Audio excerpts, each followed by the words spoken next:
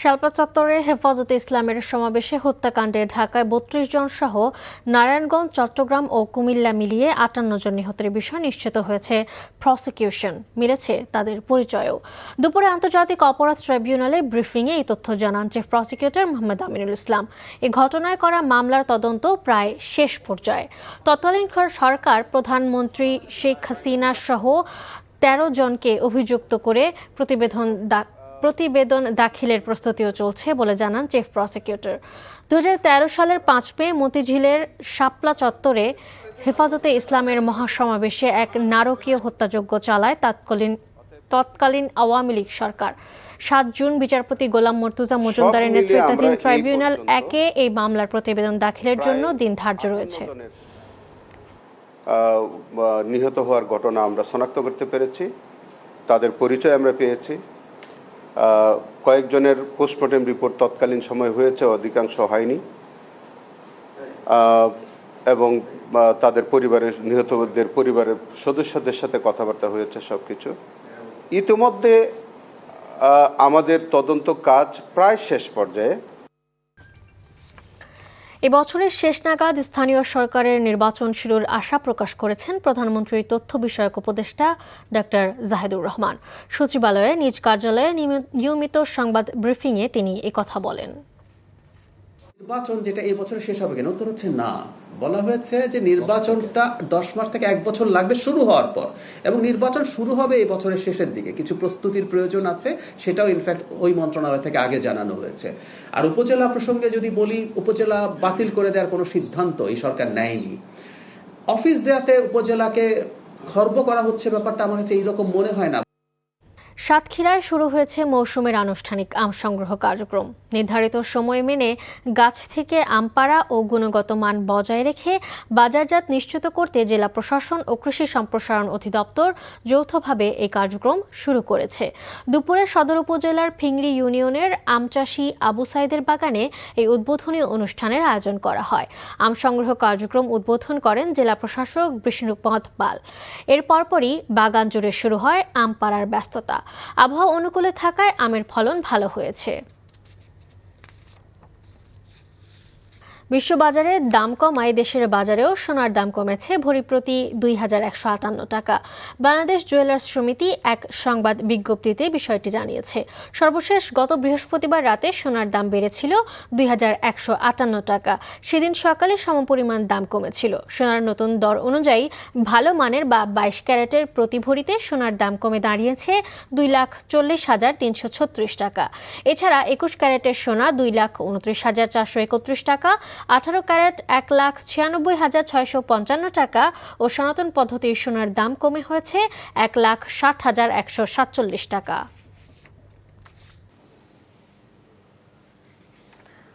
প্রায় ১০-১২ দিন পর আজ বৃষ্টি না হওয়ায় স্বস্তি ফিরেছে হাওর অঞ্চলের কৃষকদের। তবে আর্থিক ক্ষতির পরিমাণ নিয়ে উদ্বেগ কমছে না তাদের। পরিস্থিতি স্বাভাবিক হবে সেই প্রত্যাশায় আছেন অন্য সব জেলার হাওর অঞ্চলের কৃষকরাও। আহমেদ শরীফের ডেস্ক রিপোর্ট।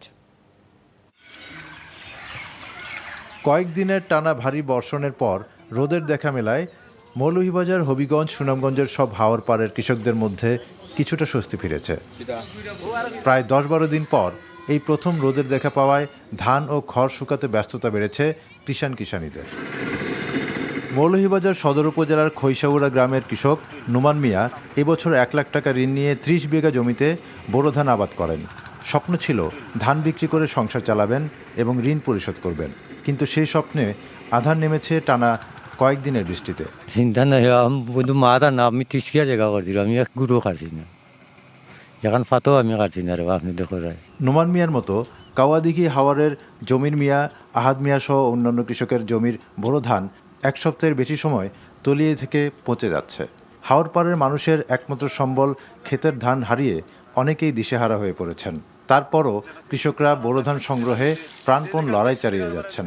দিন দিন পানি বাড়ে, কোন ওখানে ও 15 দিনে ওখানে গিয়া গালা লইছো না ধান এমনি ওইছে, হইলো তো আমরা ধান কাটতাম পারো না, পানির লাগি মেঘল লাগি। তো ও 60 মুঠ ধান 60 মুঠ ধান ওর 6 বছর ধান হয়েছে আর নাই। তারা টাকা দিয়ে লাগাইছে 4,500 টাকা ওখানটা বাঙ্গানি, ওখানে 8,000 টাকা নৌকা ভাড়া, আমার 55,000 টাকা নাই, ওগুন তোর তোলে। মৌলভীবাজার কৃষি সম্প্রসারণ অধিদপ্তর বলছে এবছর ৬২,৪০০ হেক্টর জমিতে আবাদ করা হয়েছে।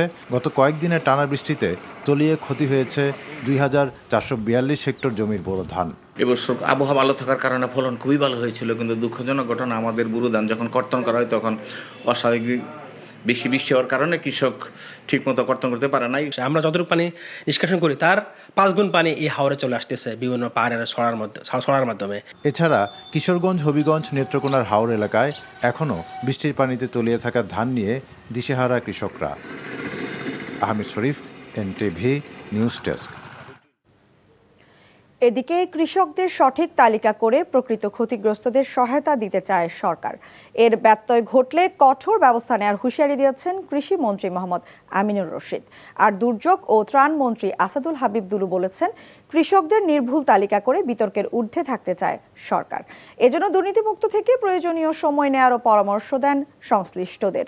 সরকার কৃষক ও কৃষিকে সর্বোচ্চ গুরুত্ব দিচ্ছে জানিয়ে অর্থ উপদেষ্টা রাশেদ আল মাহমুদ তিতুমির বলেন, হাওর অঞ্চলের সমস্যা সমাধানে স্বল্প ও দীর্ঘ মেয়াদী পরিকল্পনা হাতে নিবে সরকার।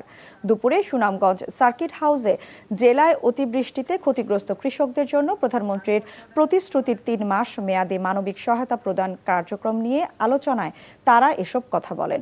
এবার অতিবৃষ্টিতে জলাবদ্ধতার কারণে ধর্মপাশা, তাহেরপুরের শালনা, দিরাই 4 উপজেলায় সবচেয়ে বেশি ক্ষতিগ্রস্ত হয় বোরো আবাদ।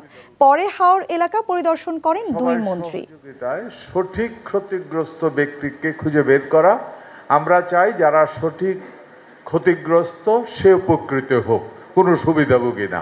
কৃষকের স্বার্থ এই সরকারকে সবার আগে দেখতে হবে, আর যদি না দেখে তাইলে আমি আপনাদের প্রতিনিধি হিসাবে সংসদে আছি। দেশের স্বাস্থ্য খাত দীর্ঘদিন ধরেই অবহেলার শিকার মন্তব্য করে জিয়াউর রহমান ফাউন্ডেশনের vice president doctor Zubaida Rahman দাবি করেন, স্বাস্থ্যসেবা কোনো সুবিধা নয়, এটি জনগণের অধিকার। মঙ্গলবার সকালে রাজধানীর কুর্মিটোলা হাসপাতালে এক মতবিনিময় সভায় অংশ নিয়ে এসব কথা বলেন তিনি। জানান, করাইল, ভাসানটেক, 7তলা বস্তির লোকজন আর স্বাস্থ্যসেবা থেকে বঞ্চিত হবে না। ইফতেখার রেজা রিপোর্ট। প্রান্তিক মানুষের উন্নত ও যথাযথ চিকিৎসা সেবা নিশ্চিতে রাজধানীর কুর্মিটোলা জেনারেল হাসপাতালে 50 শয্যার আইসিইউ কার্যক্রমের উদ্বোধন করেন ডাক্তার জুবাইদা রহমান। পরে হাসপাতাল ঘুরে রোগীদের খোঁজখবরও নেন তিনি।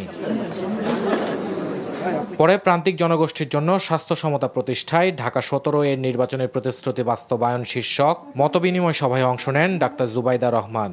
অনুষ্ঠানে প্রধান অতিথির বক্তব্যে জুবাইদা রহমান বলেন, দেশের স্বাস্থ্য খাত দীর্ঘদিন ধরেই অবহেলার শিকার। মানসম্মত সেবায় প্রবেশাধিকার প্রতিদিন লাখো মানুষের কাছে এক অসম লড়াই। স্বাস্থ্য ব্যয়ের 72% সরাসরি জনগণ বহন করে। আমাদের লক্ষ্য আর কোনোদিন করাইল, ভাসানটেক, 7তলার এলাকার জনগণ চিকিৎসা সেবা থেকে বঞ্চিত না হন। নবজাতক শিশু থেকে শুরু করে বয়োবৃদ্ধ পর্যন্ত সকলেই যেন সুচিকিৎসা পান। এ সময় স্বাস্থ্যমন্ত্রী এবং তথ্য ও সম্প্রচার মন্ত্রী বলেন, দায়বদ্ধতার রাজনীতির নতুন মেরুকরণ করতে চান প্রধানমন্ত্রী। সকলের জন্য সুস্বাস্থ্য নিশ্চিত করাই সরকারের জন্য চ্যালেঞ্জ বলে জানান তারা। সকলের জন্য সুস্বাস্থ্য, এটা আমাদের মাননীয় প্রধানমন্ত্রীর একটা চ্যালেঞ্জ। আমাদেরকে ইন্টিগ্রিটির সাথে, অনেস্টির সাথে জনগণের সেবা করতে হবে। অনেস্টি শুধু ফিনান্সিয়াল অনেস্টি না, আমাদের আচার আচরণে অনেস্টি থাকতে হবে। এবারে সরকার তার প্রতিটি পদক্ষেপের মধ্যে প্রমাণ করেছেন যে এই প্রতিটি মৌলিক বিষয়ে একটা ন্যূনতম গুণগত মৌলিক মান আমাদের সরকার অর্জন করতে চান। অনুষ্ঠানে বক্তারা বলেন, সরকারের প্রতিটি পদক্ষেপই প্রমাণ করে সব সেক্টরে গুণগত পরিবর্তন এবং মৌলিক সমতা আসবে। Iftekhar Reza, NTV news, Dhaka. দেশের আইন শৃঙ্খলা পরিস্থিতি ক্রমেই অবনতির দিকে যাচ্ছে বলে মন্তব্য করেছেন কুমিল্লা 4 আসনের সংসদ সদস্য হাসনাত আব্দুল্লাহ। দুপুরে চান্দিনা দেবিদ্বার মহাসড়ক প্রশস্তকরণ বিষয়ে স্থানীয় অংশীজনদের সঙ্গে মতবিনিময়ের সভা শেষে তিনি একথা বলেন। হাসনাত আব্দুল্লাহ বলেন, অন্তর্বর্তী সরকারের সময় যে পরিমাণ অপরাধ সংঘটিত হয়েছিল বর্তমানে তার সব সীমা অতিক্রম করেছে বলে মানুষের মধ্যে ধারণা তৈরি হয়েছে। স্বরাষ্ট্রমন্ত্রীকে উদ্দেশ্য করে বলেন, অপরাধ কমাতে ভবিষ্যতে কী উদ্যোগ গ্রহণ করা হবে তা জনগণের সামনে প্রকাশের দাবি জানান।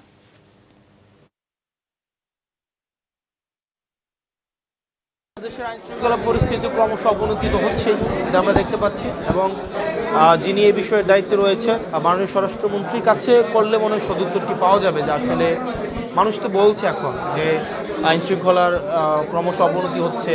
ইভেন ইন্টারিম গভর্নমেন্টের সময় যে পরিমাণ আপনার ক্রাইম রিপোর্টগুলো যেগুলো ছিল সকল সীমা অতিক্রম করেছে এই লাস্ট এই সময়।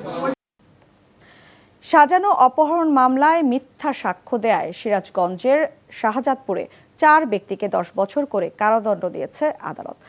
একই সাথে প্রত্যেককে 10,000 করে টাকা অর্থদণ্ড ও অনাদায়ে 6 মাসের বিনাশ্রম কারাদণ্ড দেওয়া হয়েছে। দুপুরে সিরাজগঞ্জ জেলা ও দায়রা জজ ইকবাল হোসেন এই আদেশ দেন। দণ্ডপ্রাপ্তরা হলেন কাশেম আলী, আকবর আলী, আসের উদ্দিন ও বসিরুন্নেসা। 1990 সালে শাহজাদপুর উপজেলার চিথুলিয়া গ্রামে হিমুর সাথে পার্শ্ববর্তী কাশীনাথপুর গ্রামের আরমানের মারামারি হয়। এ নিয়ে উভয় পরিবারের মধ্যে বিরোধের সৃষ্টি হলে দেলবদর তার ছেলে আরমানকে টাঙ্গাইলে ফুপুর বাড়িতে লুকিয়ে রেখে 6 জনের বিরুদ্ধে অপহরণ মামলা দায়ের করেন। 71কে ভুলে গেলে যাওয়া মানে শেকড়কে ভুলে যাওয়া হবে বলে মন্তব্য করেছেন সমাজ কল্যাণ প্রতিমন্ত্রী ফারজানা শারমিন পুতুল। সকালে নাটোরের লালপুর উপজেলার নর্থ বেঙ্গল সুগার মিলসে গণহত্যা দিবস উপলক্ষে আলোচনার সভায় তিনি এসব কথা বলেন। দিনটি উপলক্ষে সকালে শহীদ সাগর চত্বরে দোয়া ও আলোচনা সভা অনুষ্ঠিত হয়।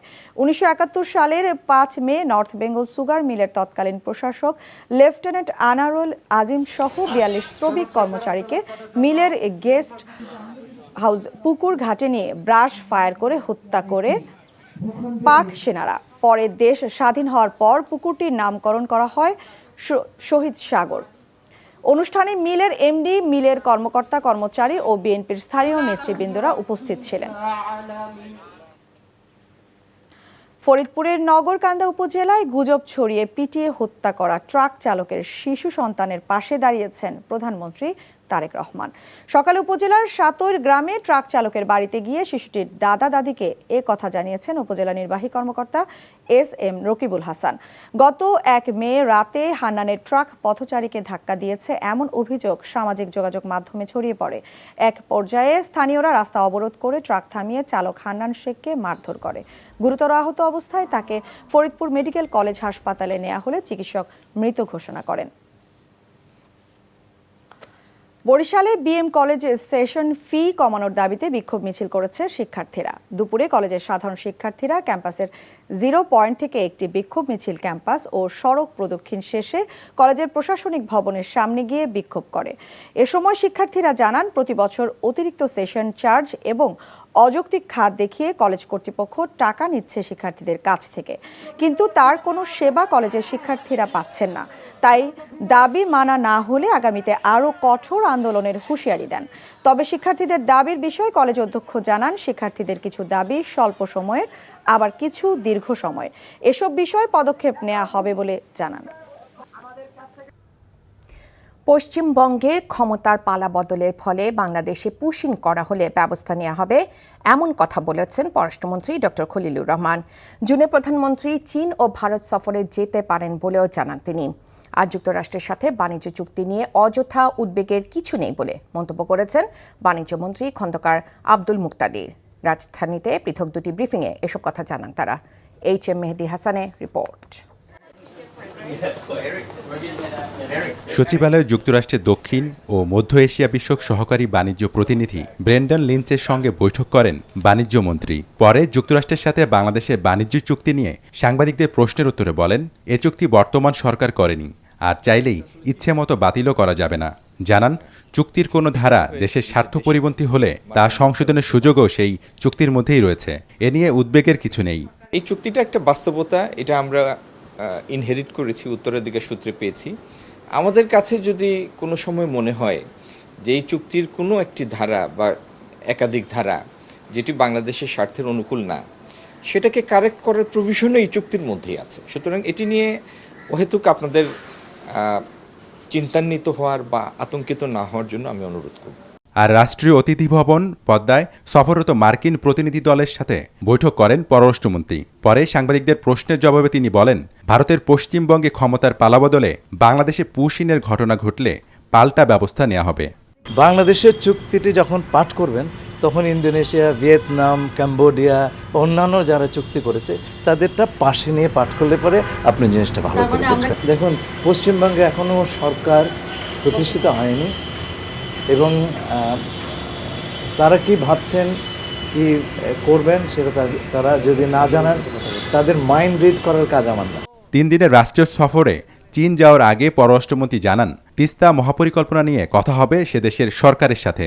প্রধানমন্ত্রী তারেক রহমান আসছে জুন মাসে চীন ও ভারত সফরে যেতে পারেন বলেও জানান ডক্টর খলিলুর রহমান। HM মেহেদী হাসান, NTV নিউজ, ঢাকা। স্থানীয় সরকার মন্ত্রী মির্জা ফখরুল ইসলাম আলমগীর বলেছেন, গত 16 বছরে স্থানীয় প্রশাসনে দুর্নীতি তদন্ত হবে। এ বছরের মধ্যে পর্যায়ক্রমে স্থানীয় সরকার নির্বাচন হবে। আর প্রধানমন্ত্রীর সামরিক উপদেষ্টা ডক্টর AKM শামসুল ইসলাম বলেছেন, সরকার সামরিক বাহিনীকে জনমুখী করতে দায়বদ্ধ। পররাষ্ট্র প্রতিমন্ত্রী জানিয়েছেন, ভারতে পট পরিবর্তনে বাংলাদেশের বৈদেশিক নীতি পরিবর্তিত হবে না। জেলা প্রশাসক সম্মেলনে 3য় দিনে তারা এসব কথা বলেন। নিয়ামুল আজিজ সাদেকের রিপোর্ট। রাজধানীর ওসমানী স্মৃতি মিলনায়তনে ডিসি সম্মেলনের 3য় দিন। কর্মসূচির প্রথম সেশনে ডিসি ও বিভাগীয় কমিশনারদের সঙ্গে বৈঠকে বসেন প্রতিরক্ষা সংশ্লিষ্ট কর্মকর্তারা। প্রধানমন্ত্রীর প্রতিরক্ষা উপদেষ্টা বলেন, সরকার পেশাদার ও দেশপ্রেমে উদ্বুদ্ধ হয়ে আরও শক্তিশালী সামরিক বাহিনী গঠনে বদ্ধপরিকর। ডিসিরা সামরিক বাহিনীর মাঠ পর্যায়ের ভূমিকা নিয়ে সন্তুষ্ট।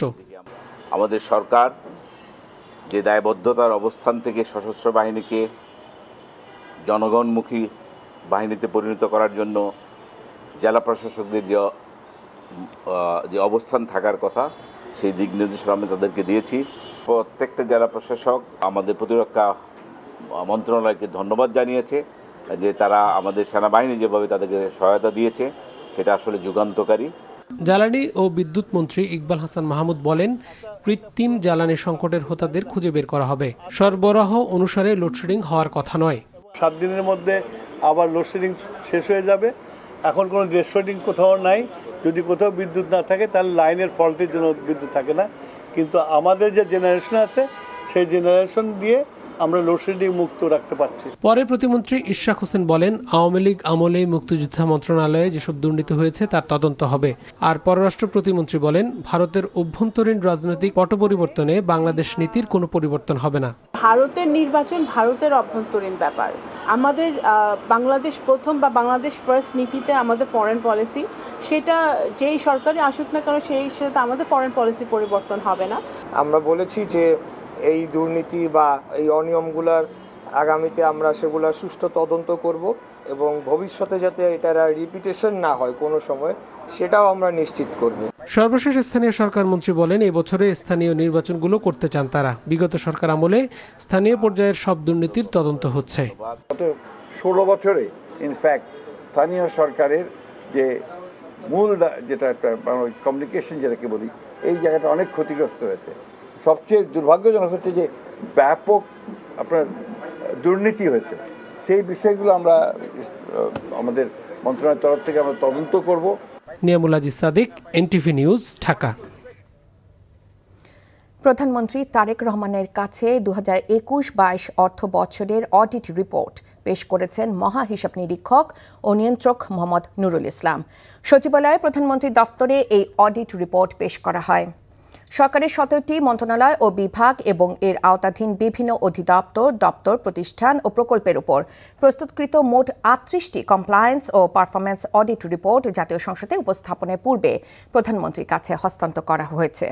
এই সময় সরকারের বিভিন্ন প্রকল্পের উদ্দেশ্য অর্জিত হচ্ছে কিনা সে বিষয়ে স্বচ্ছতা ও জবাবদিহিতা নিশ্চিতে কমপ্লায়েন্স অডিটের পাশাপাশি পারফরম্যান্স অডিট সম্পাদনের ওপর গুরুত্ব আরোপ করেন প্রধানমন্ত্রী। জনগণকে বিভিন্ন সেবা প্রদানের উদ্দেশ্যে সরকারি অর্থ ব্যয়ের ক্ষেত্রে স্বচ্ছতা ও জবাবদিহিতা নিশ্চিতে নির্দেশনা দেন তারেক রহমান। শাপলা চত্বর হত্যাকাণ্ডকে বৈধতা দেয়া কুশীলবদের চিহ্নিত করে দৃষ্টান্তমূলক শাস্তির দাবি জানিয়েছেন খেলাফত মজলিসের আমির মামুনুল হক।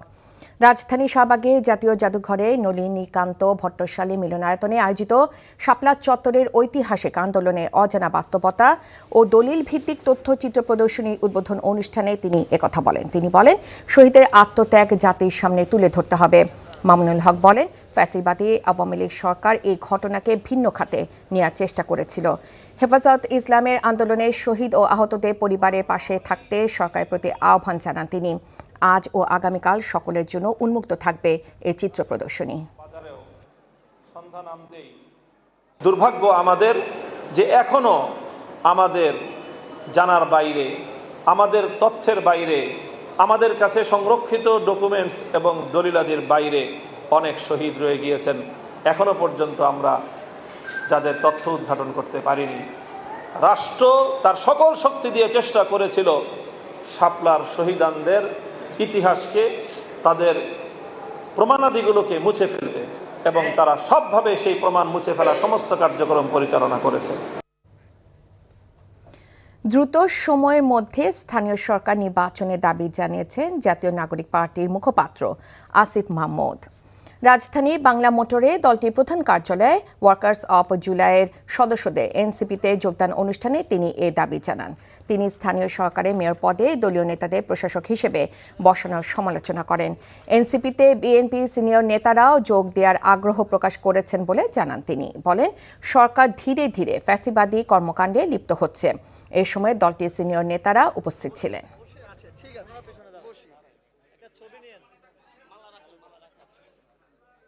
বিএনপির অনেক বড় বড় নেতাদের সন্তানরা মাঝে মধ্যে আমাদের সাথে যোগাযোগ করেন। ইভেন স্থায়ী কমিটির সদস্যদের সন্তানরাও যোগাযোগ করেন যে তাদের বিএনপির এই রাজনীতি পছন্দ হচ্ছে না।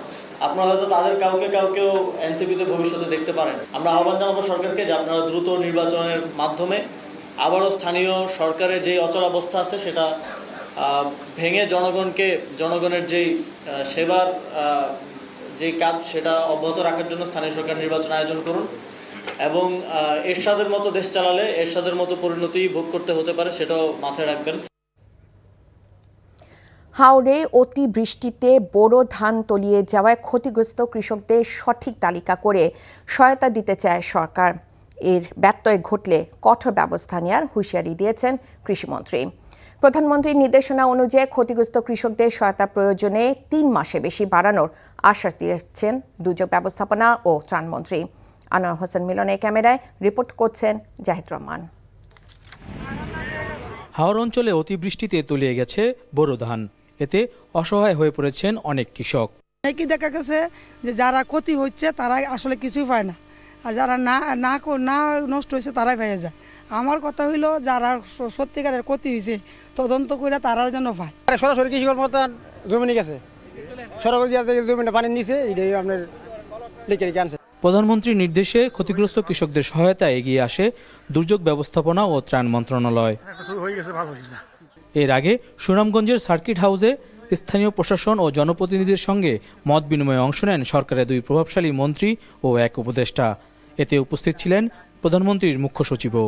এ সময় স্থানীয় প্রশাসনের দেয়া ক্ষতিগ্রস্তদের একটি তালিকা নিয়ে আপত্তি জানান জনপ্রতিনিধিরা। কি পরিমাণ কৃষকরা ক্ষতিগ্রস্ত হয়েছে এটার তালিকা দেওয়ার জন্য বলা হয়েছে। একমাত্র পত্তনের অভাবে এখন পর্যন্ত 50% ধান দেখার হবে রয়ে গেছে। এ সময় কৃষিমন্ত্রী বলেন, ক্ষতিগ্রস্তদের তালিকায় কোনো ব্যত্যয় সহ্য করা হবে না। সঠিক ক্ষতিগ্রস্ত ব্যক্তিকে খুঁজে বের করা। আমরা চাই যারা সঠিক ক্ষতিগ্রস্ত সে উপকৃত হোক, কোনো সুবিধাভোগী না। ক্ষতিগ্রস্ত এই সমস্ত কৃষকের মাঝে আমরা কিছু আর্থিক সহায়তা দিব এবং কিছু খাদ্য সামগ্রী দিব। এটা আগামী 3 মাস পর্যন্ত আমরা অব্যাহত রাখব। অর্থ উপদেষ্টা তুলে ধরেন হাওরকে ঘিরে সরকারের পরিকল্পনার কথা। আমরা রিমোট সেন্সিং দিয়ে বুঝতে পারবো যে আসলে ক্ষতির পরিমাণ কি, কতটুকু হয়েছিল, এবং আমরা যদি এনডিভিআই করি তাহলে আরো পরিষ্কার বুঝবো যে ভেজিটেশন ইন্ডেক্সটা কি রকম।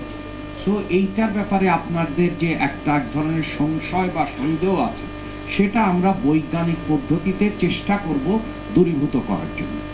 পরে ক্ষতিগ্রস্ত হাওড় অঞ্চল পরিদর্শন করেন মন্ত্রী ও উপদেষ্টা সহ স্থানীয় মাঠ পর্যায়ে প্রশাসনের কর্মকর্তারা। অতিবৃষ্টি, বন্যা কিংবা বজ্রপাত এই নিয়ে কৃষককে কাজ করতে হয়, ফলাতে হয় ফসল। তাই সরকার উদ্যোগ নিয়েছে এসব সমস্যার সমাধানের। দীর্ঘমেয়াদী সমাধানের মধ্য দিয়ে কৃষককে স্বস্তি দিতে চান সরকার। Zahid Rahman, NTV news, Sunamganj. জেলা প্রশাসকদের দায়বদ্ধতার অনেক ঘাটতি আছে মন্তব্য করে প্রধান বিচারপতি জুবায়ের রহমান চৌধুরী বলেছেন, শুধু সরকারের কাছে নয়, ডিসিরা সমাজ, রাষ্ট্র ও জনগণের কাছেও দায়বদ্ধ। বিকেলে সুপ্রিম কোর্ট মিলনায়তনে প্রধান বিচারপতির সাথে সারা দেশের জেলা প্রশাসকদের সৌজন্য সাক্ষাৎ অনুষ্ঠানে তিনি এমন মন্তব্য করেন। জেলা প্রশাসকরা সরকারের প্রতিচ্ছবি উল্লেখ করে তিনি বলেন, সরকারের চিন্তা চেতনা বাস্তবায়ন হয় তাদের মাধ্যমে। তাদের দায়িত্ব অনেক বড়, জনগণ, সমাজ ও সৃষ্টিকর্তার কাছেও দায়বদ্ধ থাকবেন তারা। অনুষ্ঠানে শুভেচ্ছা বক্তব্য রাখেন মন্ত্রী পরিষদ সচিব ডক্টর নাসিমুল গনি। এ সময় তিনি জেলা প্রশাসকদের দায়িত্ব পালনে আরও আন্তরিক হওয়ার আহ্বান জানান।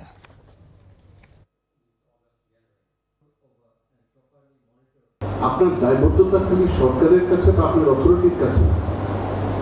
আমি মনে করি একজন সরকারি কর্মকর্তা, বিশেষ করে আপনাদের মতো যারা অত্যন্ত দায়িত্বশীল পদে আছে, দায়িত্ব পালন করছে, তাদের দায়বদ্ধতা আমি মনে করি আরেকটু ব্যাপক, আরেকটু বিস্তৃত। এরকম আপনাদের দায়বদ্ধতা জনগণের কাছে, সমাজের কাছে, রাষ্ট্রের কাছে। বিসিবি নির্বাচনে নতুন করে কাউন্সিলর মনোনয়ন নিয়ে পক্ষে বিপক্ষে জমে উঠেছে বিবাদ। 4 বছরের আগে কাউন্সিলর মনোনয়নের ক্ষমতা বর্তমান এডহক কমিটির নেই বলে মন্তব্য করেছেন সাবেক পরিচালক নাজমুল ইসলাম। এদিকে গত বোর্ডে নির্বাচনী প্রক্রিয়ার বিরুদ্ধে থাকা সংগঠক সিরাজউদ্দিন আলমগীর মনে করেন, সুষ্ঠু নির্বাচনের জন্য সঠিক পথেই রয়েছে বর্তমান কমিটি। মোমিনুর রিপনের রিপোর্ট। বিসিবির নির্বাচনী প্রক্রিয়ার শুরুতেই জমে উঠেছে বিতর্ক। নতুন করে কাউন্সিলর মনোনয়ন নিয়ে বর্তমান কমিটির উপর ক্ষুদ্র প্রতিক্রিয়া ব্যক্ত করেছেন গত বোর্ডের পরিচালক নাজমুল ইসলাম। গঠনতন্ত্র না মেনে নিজেদের সুবিধা মতো কাজ করছে বর্তমান কমিটি, এমনটাই দাবি তার। আমাদের নির্বাচনটা হলো 6 মাস হতে, এই 6 মাসের ভিতরে আমাদেরকে জোর করে বের করে দিল। তার উপরে এখন আবার নতুন করে নির্বাচন করতে চাইতেছে, আবার বলতে চাইতেছে যে আমরা চাইলে নির্বাচন করতে পারি। আমরা নির্বাচন করবো কেন? আমরা তো এখনো নির্বাচিত বোর্ড। যেই নির্বাচনটা 6 মাস আগে হয়ে গেছে, যেই নির্বাচনের স্টেক হোল্ডার এনএসসির সেক্রেটারি, নির্বাচন হয়ে গেছে, নির্বাচনের বৈধতা নিয়েও কেউ চ্যালেঞ্জ করেনি, কেউ নির্বাচন কমিশনে চ্যালেঞ্জ করেনি, কেউ আদালতে চ্যালেঞ্জ করেনি। 6 মাস পরে আপনি হঠাৎ করে বলবেন যে এই নির্বাচনটা অবৈধ ছিল, এই নির্বাচনের কোনো বৈধতা নাই, এই নির্বাচনে এত অনিয়ম ছিল। এ তো গায়ের জোর। আপনি তো বললেই হয়ে গেল, যেহেতু আপনি সরকারে আছেন, আপনার হাতে ক্ষমতা আছে, আপনি যা খুশি তাই করতে পারেন, আপনি করে ফেলছেন। তবে নাজমুলের বিপরীতমুখী অবস্থানে আরেক সাবেক পরিচালক সিরাজউদ্দিন আলমগীর। নির্বাচন সুষ্ঠু ও নিরপেক্ষ করতে গঠনতন্ত্র মেনে যে কোনো সিদ্ধান্ত নেওয়ার ক্ষমতা বর্তমান কমিটির আছে বলে মনে করেন তিনি। এই এডহক কমিটির নির্বাচন পরিচালনার ক্ষেত্রে তাদের কোনো হাত বা এখতিয়ার নেই। তারা শুধু একটা কাজ করতে পারবে, কাউন্সিলরশিপ জন্য চিঠিটা দিয়ে কাউন্সিলরশিপ যেগুলো আসবে ওগুলো নির্বাচন পরিচালনার খাতে। নির্বাচন স্বচ্ছ হবে কি হবে না এটা কিন্তু ক্রিকেট বোর্ডের এডহক কমিটির হাতে না। এটা হচ্ছে যারা নির্বাচন পরিচালনা কমিটিতে থাকবে, যারা নির্বাচন কমিশনার থাকবেন, এটা তাদের হাতে থাকবে। কাউন্সিলর মনোনয়নের বিতর্কের মাঝেই আগামী জুনে বিসিবির নির্বাচন করতে চায় তামিম ইকবাল নেতৃত্বাধীন board. Mominur Ripon, NTV news, Dhaka. Bangladesh Pakistan test series প্রসঙ্গ। নিজের ছোটবেলার নায়ক মুশফিকুর রহিমের সঙ্গে জাতীয় দলের জার্সিতে নামতে পারবেন, এটাই অবিশ্বাস্য লাগছে নবাগত অমিত হাসানের জন্য। পাকিস্তানের বিপক্ষে 2 টেস্টের সিরিজে তার একাদশে থাকার সম্ভাবনা কম হলেও দারুণ রোমাঞ্চিত এই উইকেট রক্ষক ব্যাটার। মিরপুরে মঙ্গলবার অনুশীলন করেছে বাংলাদেশ পাকিস্তান 2 দলই। দুপক্ষেরই মনোযোগ ছিল স্পিন বোলিং অনুশীলনে। লম্বা সময় ব্যাটিং করতে দেখা গেছে পাকিস্তানের তারকা ব্যাটার বাবর আজমকে। এছাড়াও স্বাগতিকদের স্পিন বোলিং কোচ মুশতাক আহমেদের সঙ্গে ইনডোরে দীর্ঘ সময় প্রস্তুতিতে ব্যস্ত ছিলেন স্পিন ত্রয়ী তাইজুল মিরাজ ও নাইম আহমেদ। এদিন প্রস্তুতি নিতে দেখা গেছে লিটন মুশফিক এবং শান্তকেও। পাকিস্তানের বিপক্ষে সিরিজে অভিষেকের অপেক্ষায় আছেন 2 ব্যাটার তানজিদ তামিম ও অমিত হাসান। প্রথমবার জাতীয় দলের সুযোগ পেয়ে রোমাঞ্চিত অমিত। অন্যান্য সময় ড্রেসিং রুম শেয়ার করেছি, কিন্তু ন্যাশনাল টিমের ড্রেসিং রুমটা একটু ডিফারেন্ট, যেটা একটু অন্যরকম ভালো লাগে। ইন্ডিভিজুয়াল আমার কোনো লক্ষ্য নাই, চেষ্টা থাকবে দলের প্রয়োজনীয় যতটুকু কন্ট্রিবিউশন করা যায়।